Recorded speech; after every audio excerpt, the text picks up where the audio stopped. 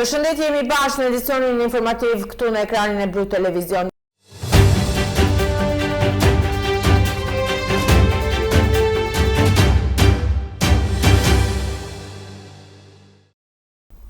Mbi 150 aplikime janë kryer në bashkinë Selenic për paketën e maleve, një bashki kjo që në territorin e saj koordinor malor ofron mundësi zhvillimi. Sipas kryebashkiakut Bellaj është ngritur tashmë grupi i punës për verifikimin e çdo aplikimi së bashku me artet përkatëse rreth 36 zona. Mbi 150 aplikime për paketën e maleve dëshmojnë interesin e lartë të banorëve në bashkinë Selenic, duke qenë se kjo bashki në territorin e saj koordinor malor ofron mundësi të shumta zhvillimi, është rritur edhe interesi i vetë banorëve për të aplikuar. Kryetari i bashkisë Selenic, Nertil Bellaj, ka konfirmuar ngritjen e një grupi pune për verifikimin e çdo aplikimi, së bashku me hartat përkatëse.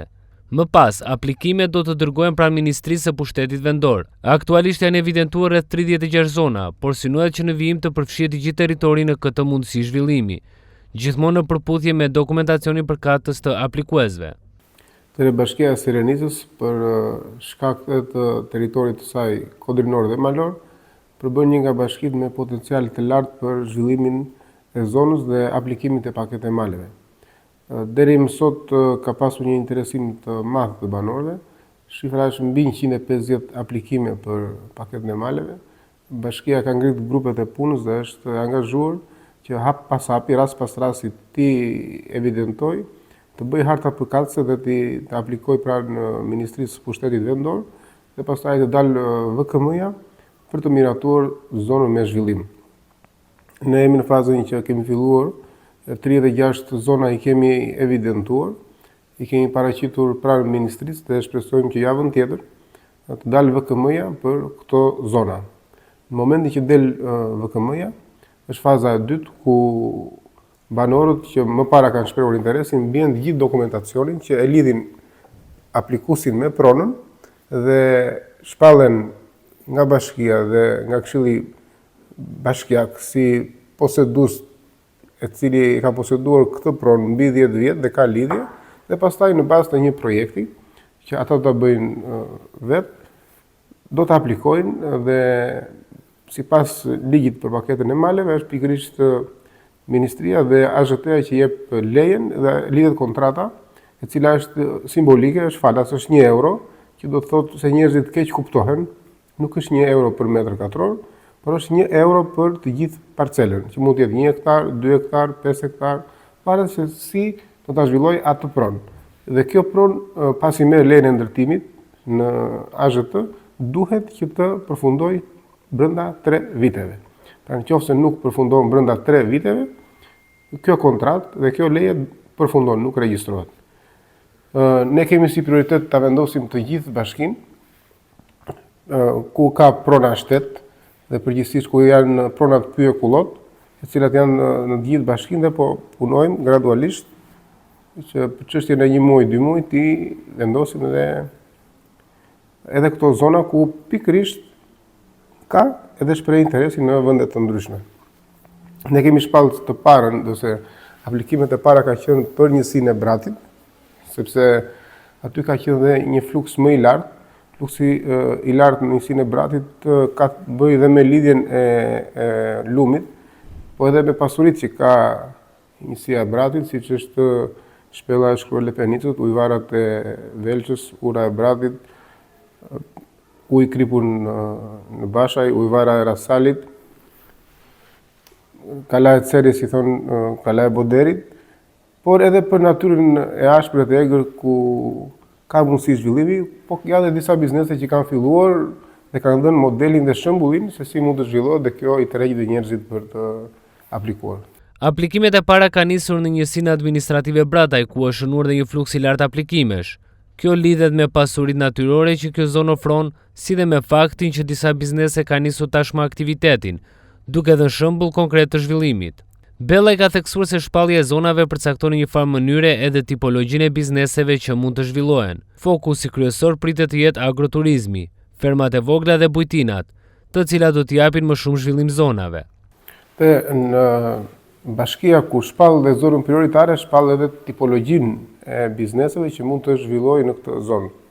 Ne kemi menduar që në këto zona që kemi shpallur me prioritet, kanë të bëjmë pikërisht me agroturizmin, me zhvillimin e fermave të vogla bujqësore dhe blektorale, me bujtina të vogla familjare, me fabrika të vogla të përpunimit të produkteve bujqësore, të lloj tipeve që njerëzit mund të konceptojnë dhe mund të zhvillojnë një biznes, po dhe me aktivitet dhe shlose që ka pasur dhe aplikime, se pikërisht janë lumejt ata që krijojnë edhe kushtet për aktivitete për të rinjt, për moshat e tjera. Paketa e maleve në thelb është për një tokë që nuk e ke përfituar nga ligji 7551, nuk e ka përfituar nga lista e trojeve, apo nuk e ke përfituar me ndonjë formë përfitimi që të krijon të bën ty pronar.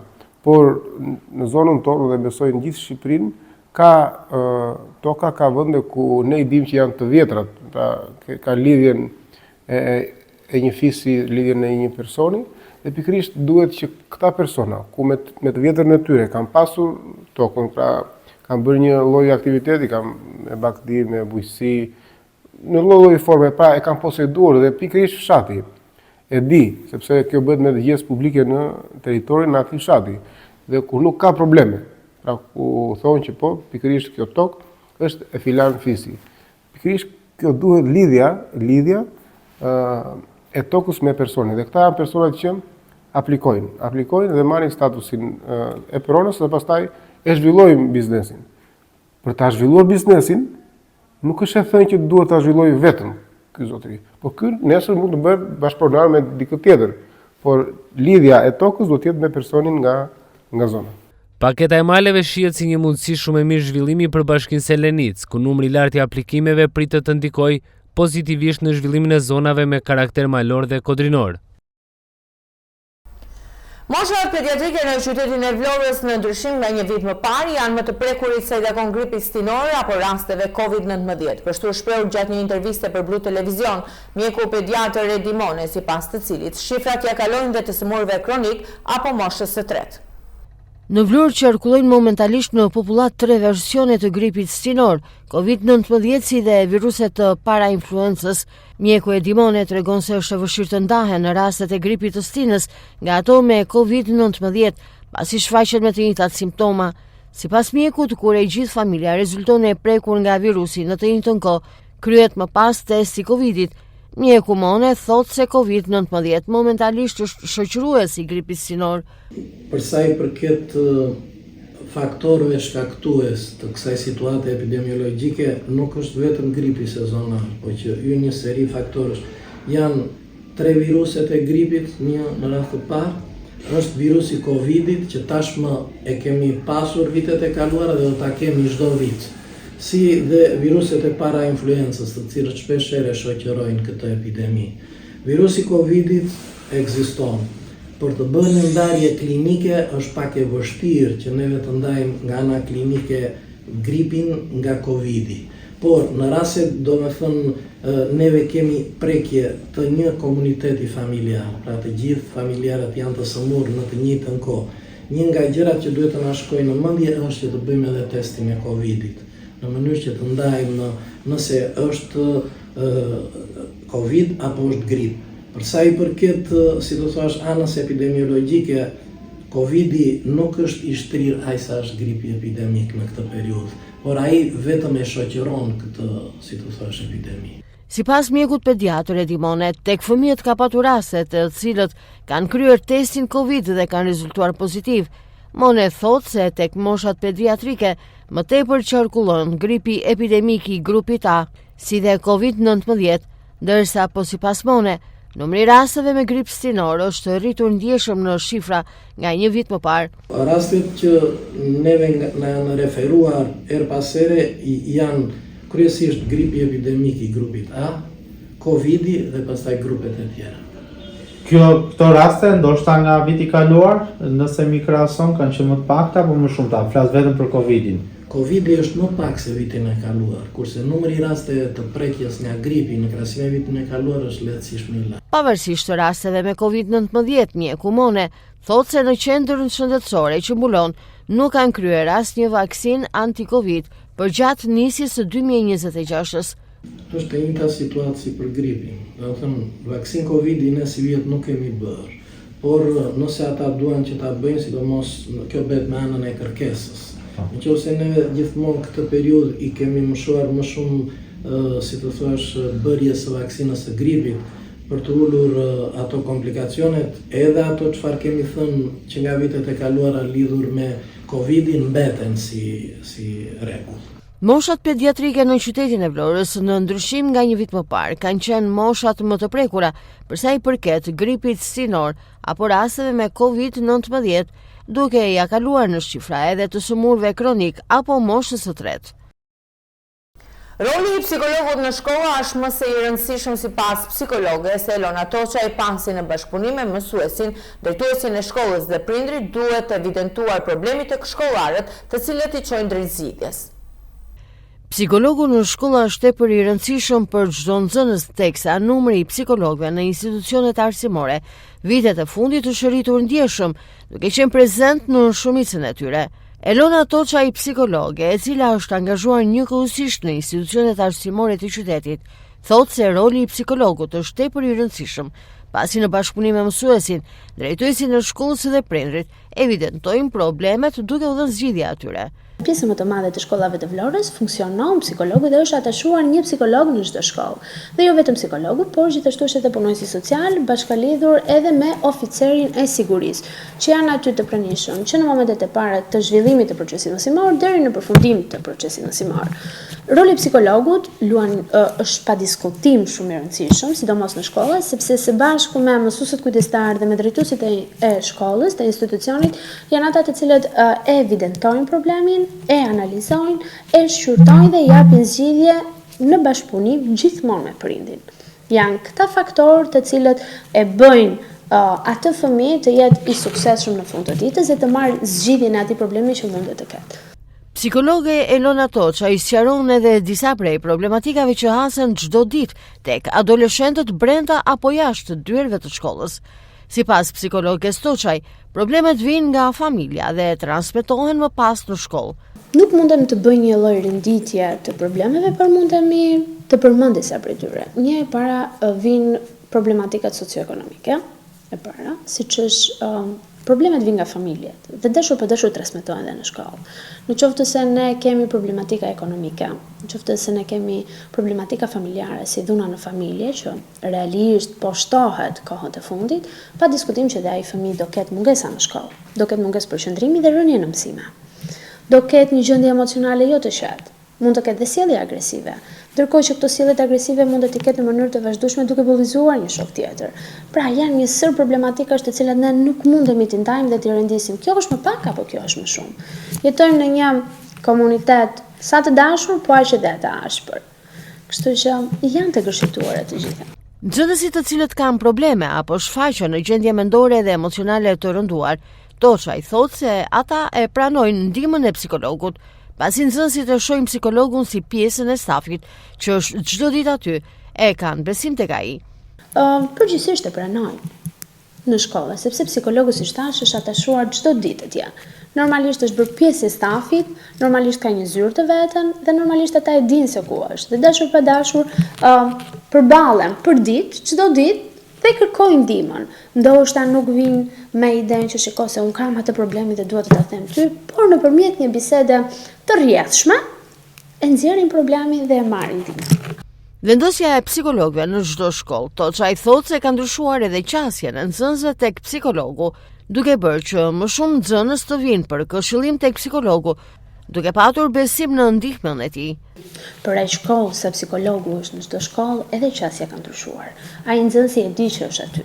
Ai nxënësi e ka marrë zgjidhjen e problemit dhe normalisht, duke qenë se jemi te një shoqëri e vogël, ajo besimi që ti krijon me nxënësin, me klientin, i thot dikujt, i thot një shoku apo dikujt tjetër dhe normalisht del mendimi pozitiv që psikologu është aty. Edhe atë që unë i tregova nuk ja tha dikujt, nuk më nxori atë sekretin, le të themi, por më ndihmoi. Dhe normalisht krijohet bindje që po psikologu është aty dhe po psikologu më ndihmon. Ndërkohë prania e psikologut në shkolla po zgjerohet edhe në njësitë administrative, kryesisht në fshatrat që përfshihen ato. Nga e djela startojnë ndeshjet finale për titullin kampion në kampionatin kombëtar të basketbollit për femra. Flamurtari, sipas drejtores së klubit Shumë Sportësh, Elona Asana, i flamurtari ka siguruar tashmë finalen, ndërsa pret të mësoj kundërshtarin mes Tiranës dhe Partizanit. Duke nisur nga dita e diel startojnë ndeshjet finale për titullin kampion në kampionatin kombëtar të basketbollit për femra. Flamurtari ka siguruar tashmë finalen pas imposti në gjysmë finale ekipin e Studentit, ndërsa pret të mësoj kundërshtarin mes Tiranës dhe Partizanit. Drejtoria e klubit Shumë Sportësh dhe trajnere e Flamurtarit Elona Asana i thekson se titulli kampion është objektivi kryesor i këtij sezoni. Pas fitimit të Kupës së Shqipërisë dhe Superkupës, skuadra ka kaluar me sukses fazën gjysmë finale dhe tashmë është e fokusuar te finalet që nisin të dielën. Mbas një vitit i gjatë të mbushur me emocione, me lodhje, pas fitores së Kupës së Republikës, Superkupës, startojmë në atë që ne kemi objektivin ton kryesor, titullin kampion. E kemi thënë gjithnjë, objektivi kryesor i këtij ekipi është titulli kampion. Dhe jemi të përgatitur për të dalë kampion, të motivuar, të përgatitur, me një mbështetje të jashtëzakonshme nga bashkia, me një mbështetje shumë të madhe nga klubi Shumë Sportësh. Ndërkohë Asana i shton se të njëjtën do të mësohet dhe kundërshtari që do të jetë përballë Flamurtarit në finale. Seria finale do të zhvillohet në 5 ndeshje, ku Flamurtari do të luajë 3 prej tyre në Vlorë. Kemi kaluar fazën e gjysmëfinales, 3-0 me ekipin e Studentit. Janë përballë 2 ekipet të tjera në gjysmëfinale Tirana Partizani. Janë në momentin në ndeshje 2-2. Është ndeshja e 5 e 2 gjysmëfinalistëve të tjera që bëhet ditën e njëjtë tek Farioti. Kush fiton atë ndeshje, ditën e diel, shkojmë në finalen e parë me një nga këto 2 skuadrat, startojmë në ndeshjen e parë. Fakti që ne jemi në vendin e parë në tabelën e klasifikimit na jep të drejtën, janë 5 ndeshje. Kush fiton 3, shpallet kampion. Kjo mund të dalë edhe 3-0. Kjo na ka dhënë mundësinë që ndeshjen e parë dhe 3 ndeshjet i kemi në Vlorë. Ndeshja e parë është ditën e diel, ju a thash. Ajo bën gjithashtu thirrje për mbështetje maksimale nga tifozët, me synimin për të sjellë një tjetër trofe në qytet, këtë herë titullin kampion. Vazhdimisht kam thënë dhe bëj thirrje për të njëjtën gjë. Ky ekip nuk luan dot vetëm. Ky ekip do patjetër dhe gjithmonë mbështetjen e tifozave blonjat. Nuk mund të futen në ndeshje pa patur mbështetjen e tyre. Nuk mund ta sjellim një kupë përsëri në qytetin e Vlorës pa patur mbështetjen e tifozave vlonjat. Ju bëj thirrje edhe një herë, ditën e diel, si asnjëherë në ndeshjen e parë të mbështesin ekipin e vajzave, ekipin elit, ekipin emblem, legjendën e basketbollit në Shqipëri, ekipin e vajzave. Dhe dëshira ime dhe jemi përgatitur për ta fituar këtë ndeshje, por të jemi me këmbë në tokë, kemi përballë një ekip si Partizani apo Tirana, kush do dali, që në përbërjen e tyre kanë vajza shumë mira, amerikane dhe shqiptare shumë mira, çdo gjë do t'ja lëm fushës. Por vetëm nuk e bëjmë dot. Na duhet mbështetja e tifozave. Tirana apo Partizani? Kush? Ato të dy ekipet ne i kemi mundur gjithmonë, nuk na kanë mundur asnjëherë. Për mua nuk di ç'të them, Partizani më mirë. Ndeshjet finale nisin ditën e diel me Flamurtarin që do të zhvillojë 3 takime në Vlorë, ndërsa pritet të mësohet emri i kundërshtarit. Ekipi vlonjat synon të shpallet sërish kampion dhe të vazhdojë dominimin në basketbollin për femra. Në një letër drejtuar ish presidentes së Kosovës Vjosa Osmani, presidenti amerikan Donald Trump ka përshëndetur përfundimin e mandatit të saj, ndërsa shkruan se vlerëson bashkëpunimin e Kosovës në bordin e paqes, teksa shton se ajo po lë pas një trashëgimi të rëndësishme. Ish-presidenti i Kosovës Vjosa Osmani ka marrë një letër nga presidenti amerikan Donald Trump, i cili ka përshëndetur përfundimin e mandatit të saj. Trump i shkruan se vlerëson bashkëpunimin e Kosovës në bordin e paqes, teksa shton se ajo po lë pas një trashëgimi të rëndësishme. Kemi arritur shumë së bashku në një periudhë të shkurtër kohore, veçanërisht bashkëpunimin tonë në kuadër të Bordit të Paqes. Pjesëmarrja e Kosovës në këtë nismë të repremtuese do të luajë një rol të jashtëzakonshëm në përfundimin e konflikteve në mbar botën, duke promovuar njëkohësisht lirinë dhe mirëqenien për të dy popujt tanë, por lini pas një trashëgimi të rëndësishme që do të formësojë të ardhmen e vendit tuaj, rajonit, të Ballkanit dhe gjithë Evropës. Ju keni qenë gjithmonë një mik dhe partnere besueshme e Shteteve të Bashkuara dhe mezi pres vazhdimin e bashkëpunimit tonë në vitet në vijim, shkruhet në letrën e dërguar nga presidenti. Osmani ka shprehur falënderimin e saj duke nënvizuar ruajtjen e lidhjeve me Shtetet e Bashkuara të Amerikës. Lidhjen e fortë të Kosovës me Amerikën do ta ruajmë bashkë sot e përherë. Falenderoj presidentin Trump për letrën e dërguar në përfundim të mandatit tim, të cilën e pranova mbrëm, si dhe vlerësimin që i ka bërë punës son, ashtu siç theksonte presidenti i Shteteve të Bashkuara të Amerikës në këtë letër. Mirpresim vazhdimin e bashkëpunimit në vitet në vijim, është shprehur Osmani. Ju falenderojmë dhe përshëndesim për vëmendjen. Mirupafshim.